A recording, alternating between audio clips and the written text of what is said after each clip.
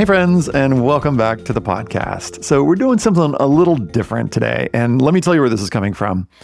I've been asked off and on throughout the years to do a sort of walkthrough, like an A to Z walkthrough of like where a student starts when they have no idea what they're writing about to like what does a finished application look like. And I haven't been sure how to do it or even which student to do it with until now.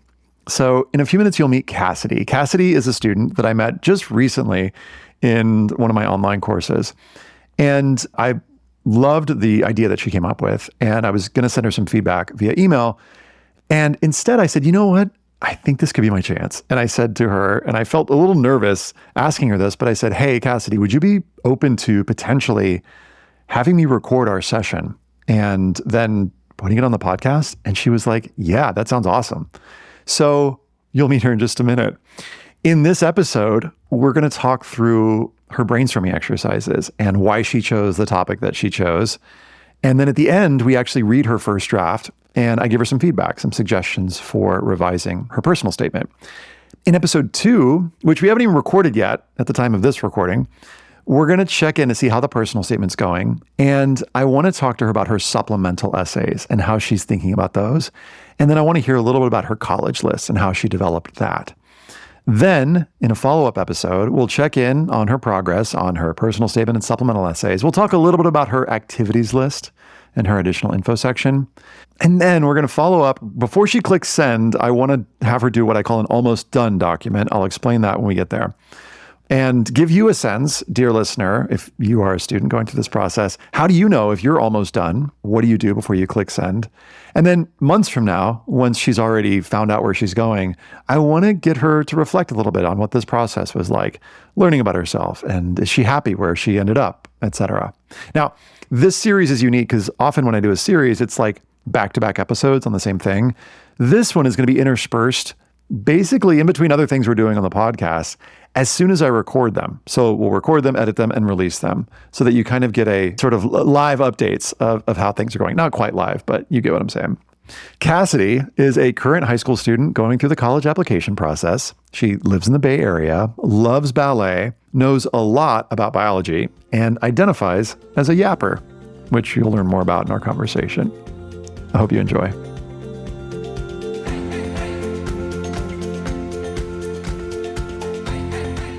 Hi, Cassidy. Welcome to the podcast. Hi, thank you so much for having me. So just to set context for folks, Cassidy and I, this is the first time we're meeting officially, right? Cassidy just took is currently taking one of my online courses. And I loved your topic and I love the way you were engaging on the course. So I said, hey, Cassidy, would you be down to let me give you feedback and record it for the podcast? And you said yes, and here we are. Right? Is there anything I'm missing? No, I think that's pretty much it. Well, I'd love to get to know you a little bit better and also let folks get to know you a little better. And I'd love to do it through some of these exercises that you've done. So maybe we could start with identities. So we did this like social identities exercise. So I wonder if you would introduce yourself, and it could be either through naming all of the identities that you've identified here, or it could be just picking a few that are particularly important to you. So either way, by way of introduction, what would you like us to know about you, in particular let's call it your identities?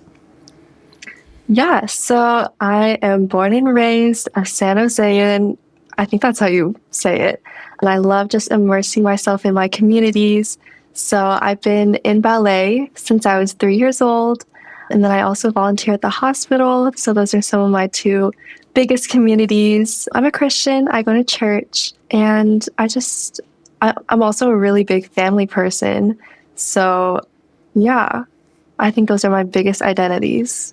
Lovely. And in terms of some of your values, some of the top values that you named on this exercise were community, spirituality, personal development, close relationships, laughter.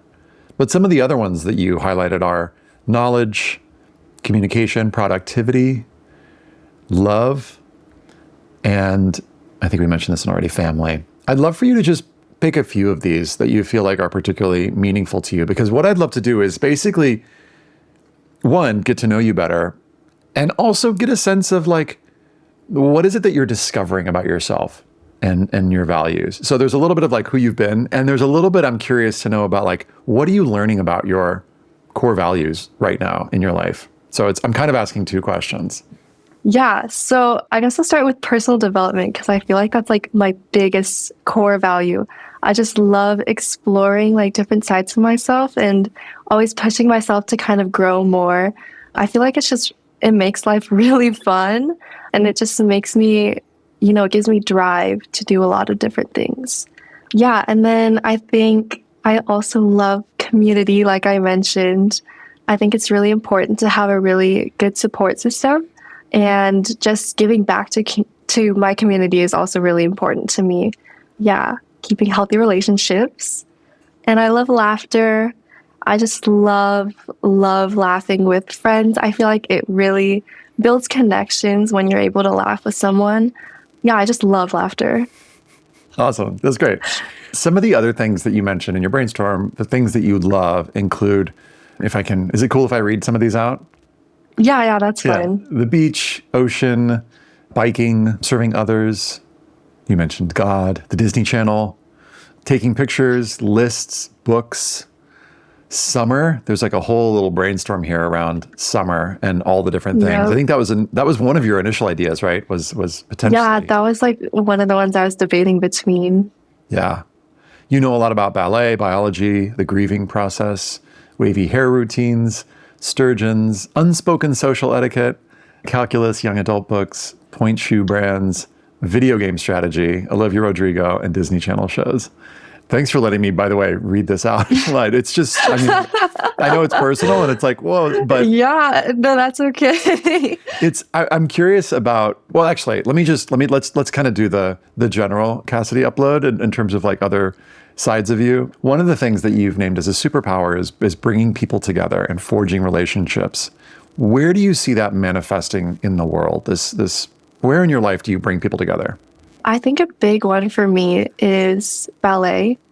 I've been dancing since I was 3, and I think the ballet community is really special to me, especially because my dad passed when I was 12. So when that happened, they were really there to uplift me and keep me going, and it was really special. So I think just bringing people together, like I said, with laughter, being able to share things with each other is really important to me. Be vulnerable with other people really helps them also trust you and be vulnerable with you, which paves the way for a deeper relationship.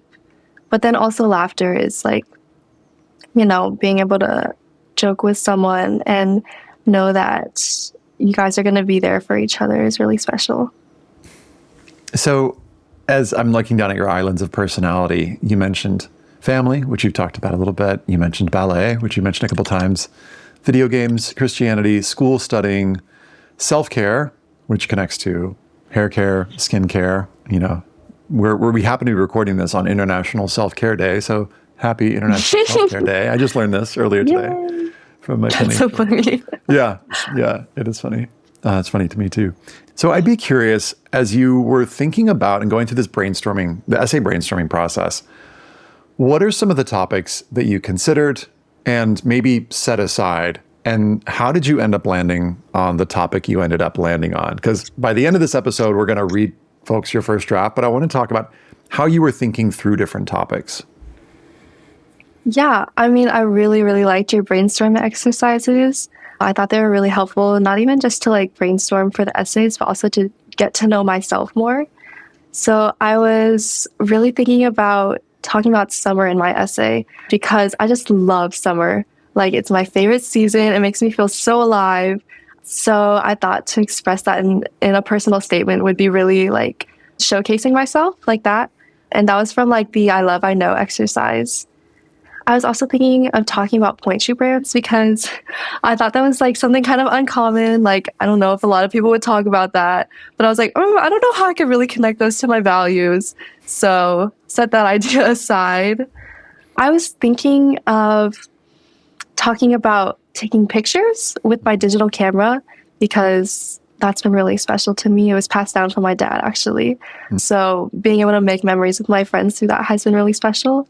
But then again, don't really know how to connect that to my values. And then I was sitting in my room, trying to get a sense of like what else is special to me.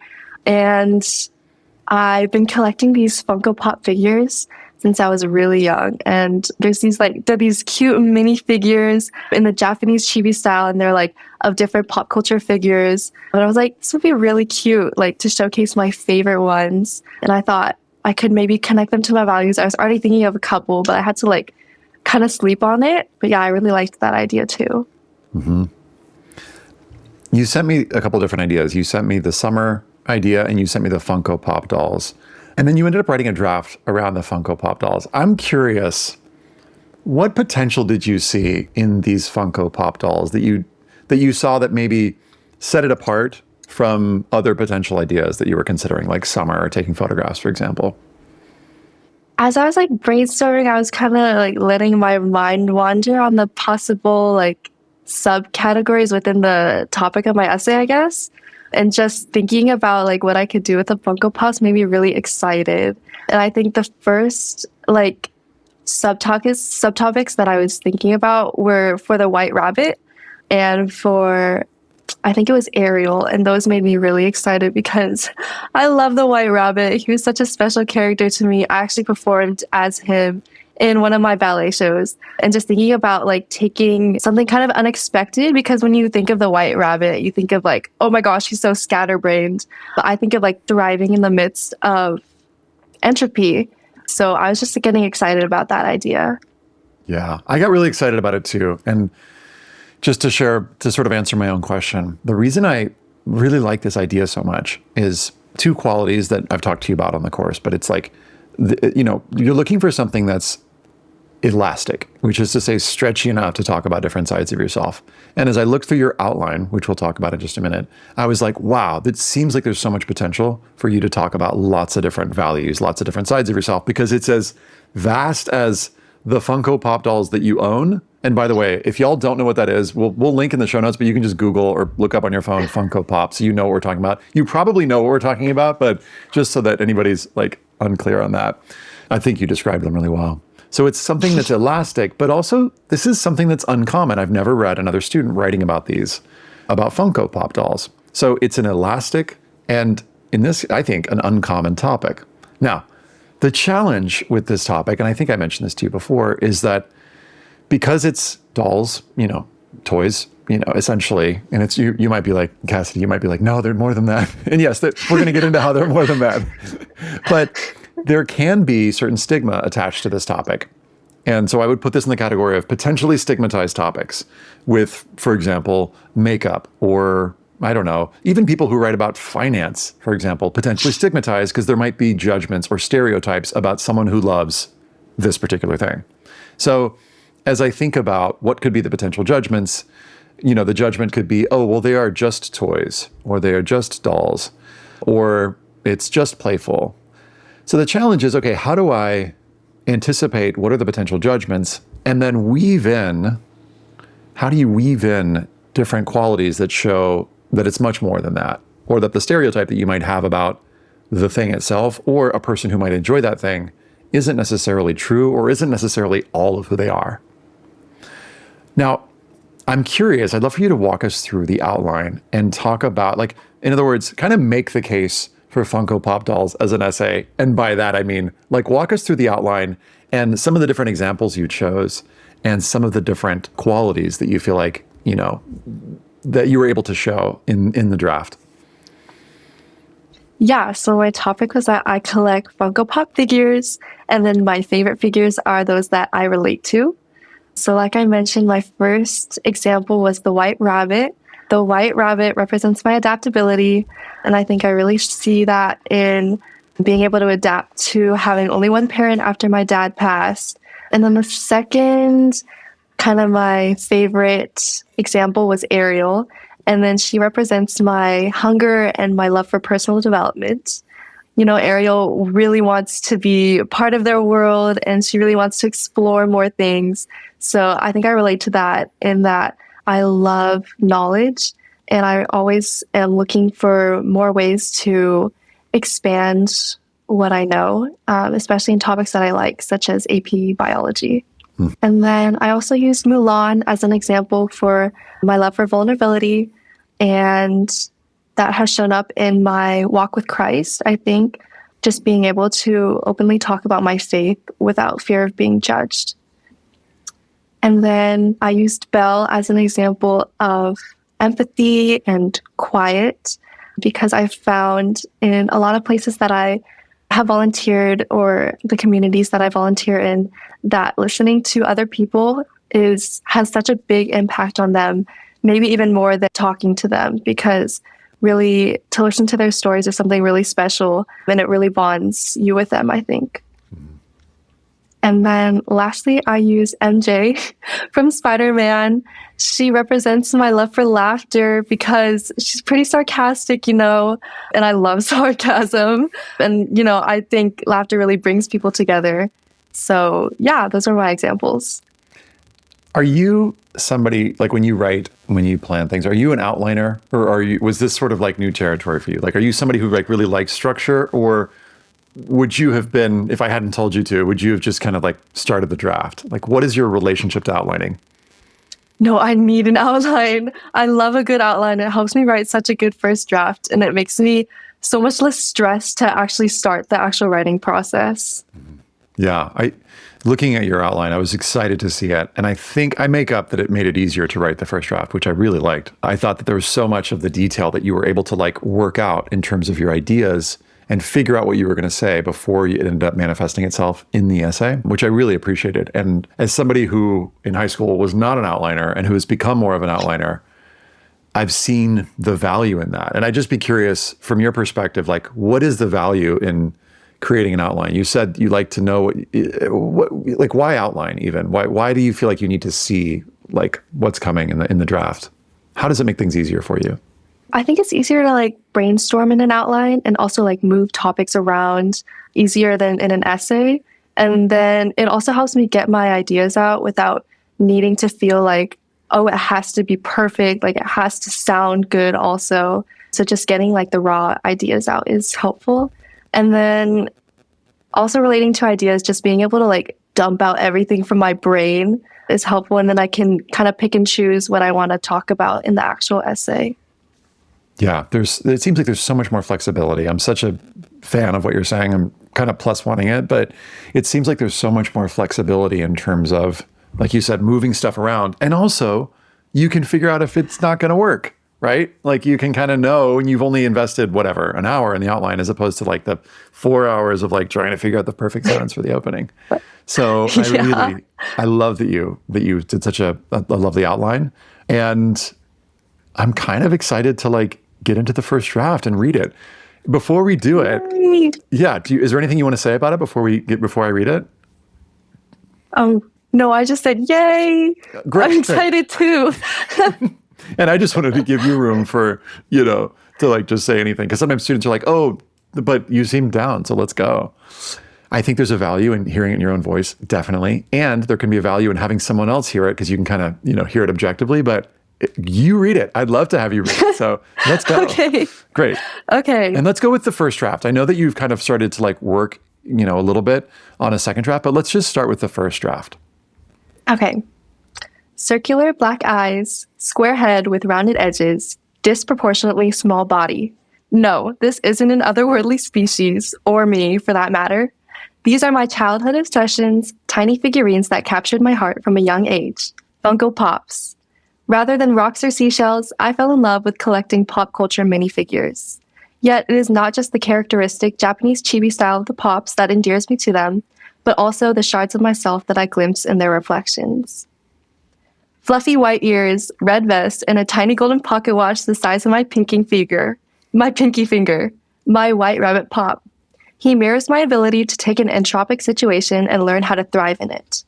At 12 years old, my dad died suddenly, uprooting the foundations of my life and drastically reshaping our family dynamics. I learned to adapt to having only one parent, from carpooling more often to surrendering my mom's attention to my younger brother. Though tragic, it taught me how to adapt. Confronting challenges, to me, means reshaping my mindset to adapt to the situation rather than trying to force the situation to fit my expectations. MJ from Marvel's Spider-Man franchise may not be the picture of happiness, but her dry humor and ability to lighten tense situations echoes my love for laughter. Whether it's bridging the gap between 17 and 7 years old at ballet or softening my family's sorrow, I've learned that laughter is a powerful tool, and I, the handyman, constantly utilize it to build relationships with others. A giggle at my brother's deafening post-dinner burp, joining into my summer camp kids' goofy faces contest, every laugh is an open door for a deeper connection. Belle's saffron dress billows out mid-spin, her character reminding me of the power of empathy. I am, as Gen Z has coined the term, a yapper, meaning that I have a tendency to overshare, but the death of my dad revealed to me the importance of listening, of empathizing with someone simply by remaining quiet. I see it at House of Grace, hearing the stories of addicted women seeking liberation and responding with silent recognition. Discerning the gratitude in women's voices when they grasp that they're not alone, it's clear to me that a listening ear speaks to the heart more than a rambling mouth ever could. Posed in a warrior stance, Mulan guards all of my read books. She reminds me that there is strength in vulnerability, something I had to relearn after my dad passed. It's especially manifest in my walk with Christ. In a world of ever-increasing hostility towards religion, I continually fight to stay authentic to my faith. Tail swishing, bag of who's its and what's its in hand, Ariel reflects my hunger. From study hall discussions with my AP biology teacher about biotechnology to learning the ins and outs of oncology with Dr. Choi, I am driven by an insatiable craving for knowledge, and it has in turn allowed me to help others succeed. Whether that means leading monthly AP Bio study groups or informally tutoring my friend in IM2. And my hunger extends beyond the classroom too. To ballet, to my faith, to all of my relationships, to any place where there is room for me to grow, which is to say, everywhere. I find comfort in the fact that I don't have to be perfect. I can't be, and that's okay. And motivation in that all of my goals are attainable through growth. I'll eventually phase out of my obsession with Funko Pops. I mean, at least that's what my bank account's hoping for. But the values they represent will never grow old. As I learn more, love more, and live more, I'll continue to add more Pops to my collection. Or just one. Maybe my next edition will be a Pop Yourself figure, growing with me as I grow in character. I think I look cute with a square head and round eyes. Oh, I'm like laughing and smiling huge just for folks who can't hear or tell that. Before I tell you my thoughts, I'd love to hear your thoughts, Cassidy. As you read that aloud, what do you reflect? Give me some thoughts. What's it like to read that aloud, to hear that? Like, what are you noticing? It's kind of funny. Like, it's been all in my head, but hearing it out loud is so different. I think it's fun to hear it with my own voice. I hope the admissions officers hear it that way too. But yeah, I think my favorite paragraphs are the ones about the white rabbit and Belle, because I think I hear my voice especially in those paragraphs. Ooh, say more. When you say you hear your voice, what are some examples, some lines where you feel like, this is my voice, this is me coming through? I think the moments of insight. So for the white rabbit one, where I talk about how confronting challenges means reshaping my mindset to adapt to the situation. Mm-hmm. And then for the Belle one, knowing that a listening ear speaks to the heart more than a rambling mouth ever could. Mm. I just like how it's kind of unexpected. And, it's contrary to what popular opinion or like what people might expect. Yeah. How did you get there to those insights? Let's see. Yeah, I was trying to be unexpected. You said in your course, think of like the cliche version and then think of the opposite. So I was kind of doing that. And the Belle one especially was kind of a play on words because I was wanting to say that listening ear is more important, but I wanted to make it a little more paradoxical, I guess. Yeah. It's lovely. I love those two insights. I think they really do surprise me too. And I'm interested in what you're saying about voice, where it's like, it feels like you kind of dug deep into your heart and your brain and you pulled out something and it was like, oh, I'm guessing that it maybe surprised you a little bit as you were writing it. Yeah, it did. It did. Yeah. And it felt like insight because it surprised you. And lo and behold, I read it and it surprises me. And like, that's sort of like, I think how you know if you come up with an insight. And it takes a little bit of time, I think, sometimes to come up with those. It takes a little bit of like energy. It takes a certain kind of seeking. But when it happens, it's so lovely. And it really pops, and it helps these paragraphs pop. There's so much that I love, and I'm going to go through in just a second and tell you what I love about this. Is there anything that you feel like, as you look at the essay, that you feel like still needs work when you look at the first draft? Like, what would you like to improve for the next version? I was really looking at my conclusion. I didn't really know how to finish it. I was trying to put something kind of like a placeholder for now, but I did know that I wanted to do like a book ending conclusion because I love those kinds of conclusions when I'm reading other books or other essays because it feels so like inevitable, but also like conclusive and like this was how it was meant to end. So I was trying to do that, but I don't think it quite came through as I wanted it to. So just working on that would be good. Mm-hmm. Well, there's so much to love about this. I want to just start with some of the things that I see coming through in you and the things that I appreciate about this first draft, because there's a lot to love about it. And then we'll shift and I'll share with you some things that I think could potentially be worked on for the next draft. Yeah.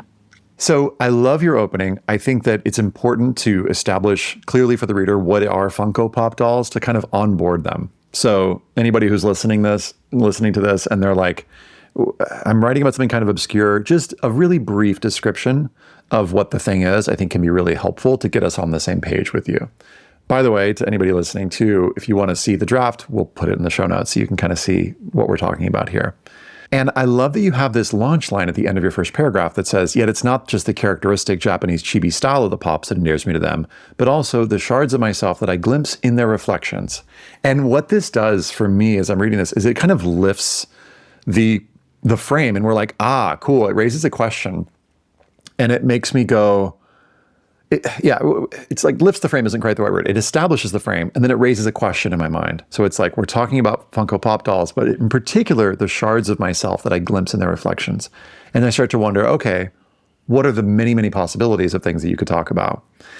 And it's akin to like a trick that comedy writers or in particular stand-up comedians use when they are like, you know how when people do this and you kind of start to imagine all the scenarios where people do that particular thing.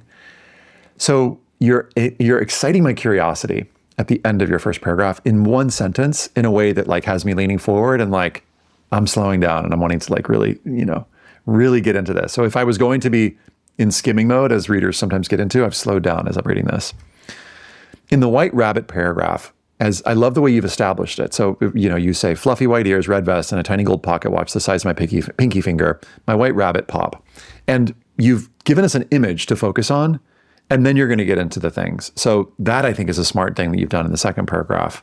And then you get right into the values. You say, he mirrors my ability to take an entropic situation and learn how to thrive in it, which is a beautiful value, beautifully expressed.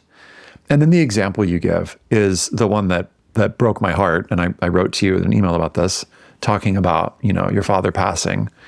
And the question that I had was there a moment when you considered, should I write about that in my personal statement?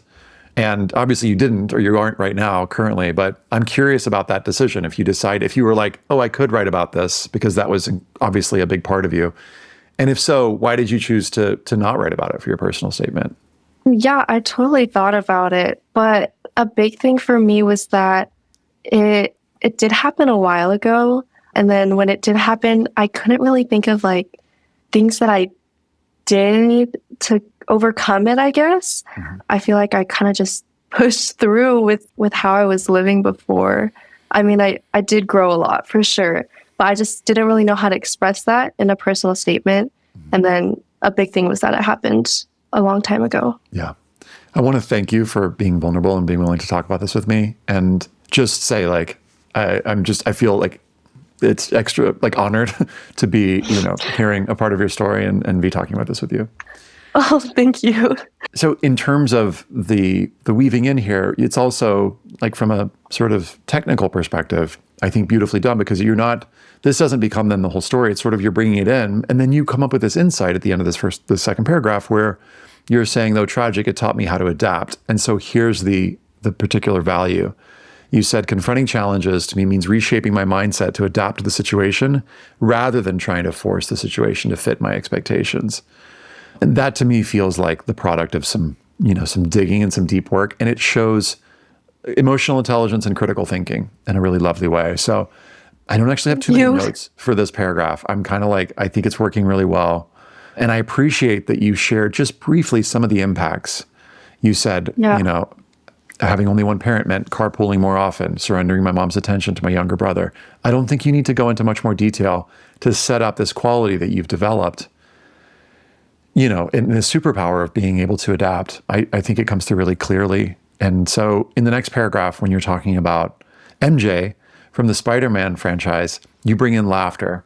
And I like that you bring in ballet, because here's yet another thing that could have been like a main topic that's like, that could have dominated the essay, but it probably would have been blending in with all the other dance or ballet essays out there. So I want to read this again, and I'm going to say something about it. You say, whether it's bridging the gap between 17 and 7 years old at ballet, which is a nice weaving in of an extracurricular activity, and not in a braggy way, but just sort of like, here's what I love. Here's a value that I love about my main extracurricular, or softening my family's sorrow, I've learned laughter is a powerful tool, and I, the handyman, constantly utilize it to build relationships with others. A giggle at my brother's deafening post-dinner burp, joining into my summer camp Kids Goofy Faces contest, every laugh is an open door for a deeper connection. Now, if you were to turn this in tomorrow, I would be like, I'm not mad at it. I think it's good, and I love that it's bringing your personality. But because we've got a little time here, and because you're going to maybe draft and revision, I'd love to see if there is another, what I'll call like Insight 2.0 around laughter. Because if I think about the phrase laughter builds connection, I go, yeah, I'm aware of that. I know, and I love that you know that. For the next draft, I'm curious if there's something about the power of laughter in any of the contexts where you mentioned, for example, in our brainstorming, bring people together. Like, how does laughter have the unique power to bring people together? What have you seen in your experiences? You don't need to answer this right now, but what have you seen in your experiences about how laughter can do a thing that, they say laughter is the best medicine. That's the cheesy version. Why is laughter so useful and meaningful? And I'd love for you to up-level that insight. And it might mean that you end up editing some of that paragraph. Great. Let's see where that goes. So that's kind of my first note in terms of like a place where you could maybe tweak. Okay, in the next cool. paragraph, Thanks. In the next paragraph, you talk about Belle's saffron dress. And you talk about, you say you are a yapper, meaning you have a tendency to overshare. But the death of my dad revealed to me the importance of listening, of empathizing, simply by remaining quiet. And then you give a beautiful example, the House of Grace, hearing the stories of addicted women seeking liberation, responding with silent recognition.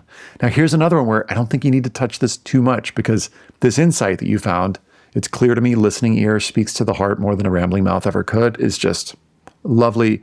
You've done a lovely job of showing your heart, showing the way that you connect, the way that you hold others, which if I'm an admission reader, I'm like, yeah, I want that person on my campus. It's also showing two sides of yourself. So there's like the yapper side, and then there's the sort of the quiet side. And I love that you're able to embrace and embody both of these. Tiny, very tiny note for this paragraph. In terms of the yapper identity, I wonder if there's some little detail that you could include that would give us a little insight into like the things you yap about. And it could just be some little connection into like, I don't know, something that really gets you excited, that you get enthusiastic about, that you love or know a lot about. And part of it is there are these little places in your paragraphs that you can kind of, I use the term sometimes like smuggle in these other qualities, these other values. And so it could be like, I don't know, anything from your brainstorming that you're like, ooh, I'd love to let them know that this is something that I know a lot about or that I'm curious about.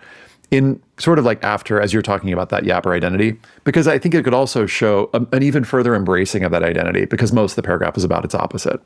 So just that sounds good. That's like a half note. So it's kind of, because I think it's kind of a small thing.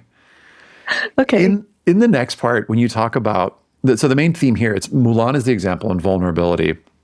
You talk about your walk with Christ. In a world of ever-increasing hostility towards religion, I continually fight to stay authentic to my faith. So the main note here for me is like, I'm not quite sure yet where the vulnerability is there. So I'd love for you to just maybe get a little bit more specific in the next draft of where do you feel like that vulnerability is most either experienced or most needed, And then again, I'm going to kind of invite you to like dig deep and see like, is there an insight 2.0, something that's a little bit more specific? Now, there's a thing here when students talk about faith, and I don't think you're doing it here. Sometimes students write about faith and it feels very personal to them. And it sort of is like, it's harder to like connect with. But I think that you're talking about it in such a way where you're connecting it to a value, this value of vulnerability.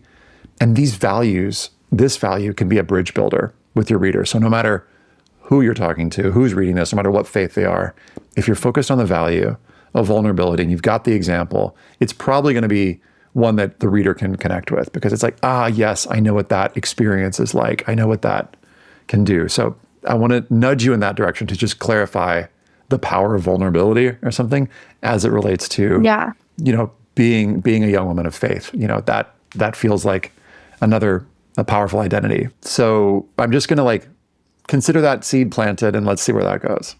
And then as we get to the sort of the end paragraphs here, you're talking about Ariel reflects your hunger, your insatiable craving for knowledge. I love this. You talk about the AP bio teacher, biotechnology.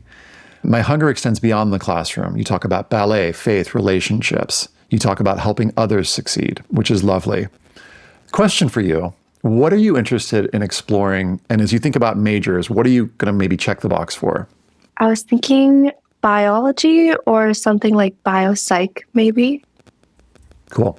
And as you think about this paragraph in terms of hunger, insatiable hunger, you do kind of like a mini montage where you talk about lots of different ways that you're hungry, which I think could work. I think there's a little room here for getting a little bit more into that intellectual curiosity, academic side of you, like to nerd out for like another little bit. Because I want to see, if you're interested in biopsychology, I want to see that side of you just a little bit more. I'd love for you to, one of the big things, and I'll share this in just a minute, but one of the big things that colleges are interested in is, can you do, insert school level work? And I'd love for you to see, I'm seeing your heart in such a big way already. I'm seeing how caring you are, how like you're helping others. I also want to see that, the nerd side of you, the geeky side of you. So maybe that could come through even stronger in this paragraph with some details about things that knowledge that you have been hungry for in the past, things that you have like found yourself like rabbit holes you dive down, or things you've studied just for fun. It doesn't need to be like a recounting of like academics, being like, look at this award that I won. But I'd love to just see what you nerd out on a little bit more. Okay. Yeah, that sounds good. And then maybe you shift into talking about maybe, I don't know, it could either be helping others. I love that. Although that's kind of coming through already. I think that's a nice inclusion. Maybe you trim some of this stuff in terms of, you've got this, how your hunger extends beyond the classroom, ballet, faith, all my relationships, because in part we've kind of said some stuff about those already. Yeah. So in other words, I'm trying to give you like places to trim while I'm giving you like, say more about this. And then for your ending, I mean, I think it's still finding itself. And I appreciate your note of you're still trying to figure out where it goes. The general note I'll give is like surprising, but inevitable. So I think what you're saying for the bookend is going to give it that sense of inevitability of like, oh, of course we were going to come back to Funko Pop dolls. I wonder what could give it that sense of surprise where we didn't expect you to bring in this. I don't know what it is yet, but is there some little bit of something? Sometimes students bring in a major if they know what they want to study, and that can be a little bit surprising. Sometimes they bring in another quality or they bring in another value that we didn't necessarily expect. Sometimes it's just the way that you've phrased it, or there's a certain, sort of craft that comes in that's like, oh, I didn't expect it to, yes, I knew it was going to come back to Funko Pop dolls, but not in that way. So, and there's like a whole thing that I shared with you on endings, but I'd love for you to just play with this ending and see what comes up. I'm not giving you anything super directive. I'm basically referring you to that resource. Okay. But before I let you go, I want to give you two things to think about for the next draft, because this is working pretty well. And I think that it could give a couple extra little layers. Okay, layer one. In terms of your career, the thing that you're interested in studying in the future, if I were to read this, I could probably guess multiple choice some of the things you might be interested in. But one of the things that I'd like for you to consider is, once the reader has read your personal statement and then they look at your major, I would love for them to be like, that totally makes sense. Mm-hmm. So the exercise that I want you to do is I want you to go between now and when we meet next, is I want you to do a little brainstorm of qualities that you feel like would be excellent of someone in your future career. And I know that you've done some of this work already. And I want you to see if you can subtly kind of weave in those values to the next draft. So that when I get to the end of your essay and I look at that major, I'm like, yep, I get it. Okay. So I don't want you to tell me what they are right now. I just want you to kind of bring them in the next draft so that when I ask you later, I'm like, okay, what are the values that you're trying to weave in? You can point to them. Okay. I'm talking like 4 to 5 values. Okay. Okay.